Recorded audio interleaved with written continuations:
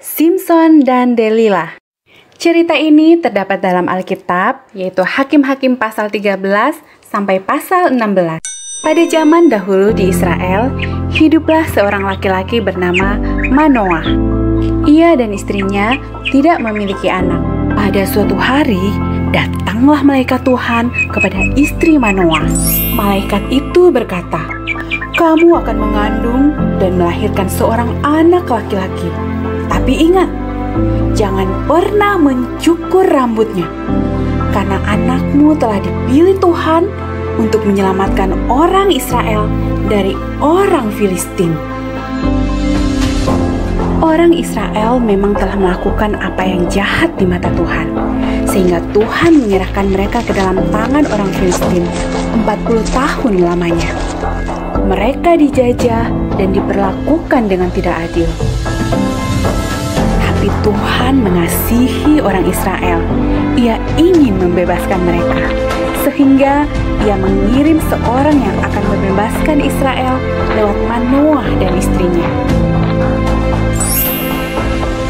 Akhirnya istri Manoah melahirkan seorang bayi laki-laki yang cantik, dan mereka menamainya Simson.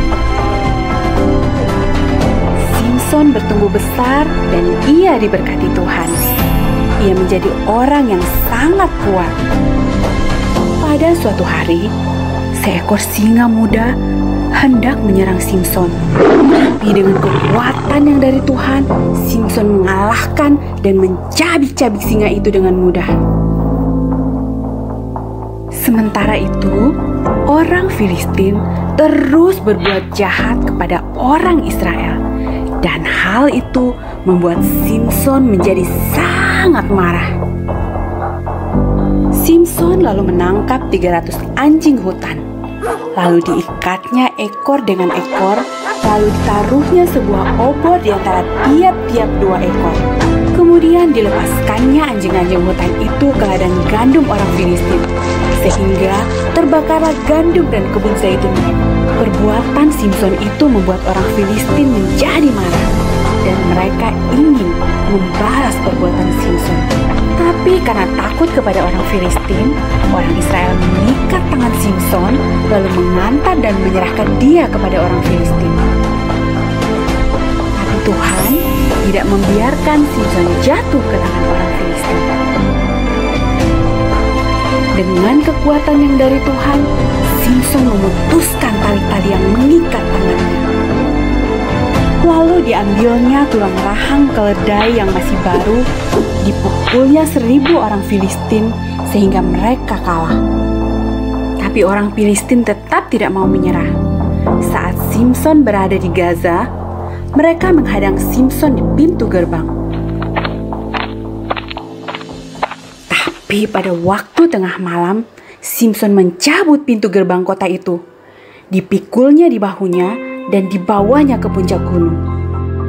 Simson lalu menyukai seorang gadis yang bernama Delila. Tapi dia tidak tahu kalau ternyata Delila adalah mata-mata orang Filistin.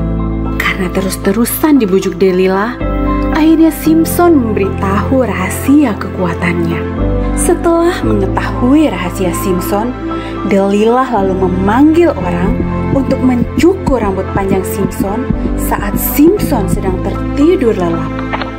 Lalu datanglah orang Filistin menangkap Simson. Tapi Tuhan telah meninggalkan Simson. Orang Filistin lalu mencungkil mata Simson sehingga ia menjadi buta. Simson yang lemah dan buta itu akhirnya ditangkap dan dipenjara. Dan Simson yang malang itu disuruh bekerja berat selama di penjara.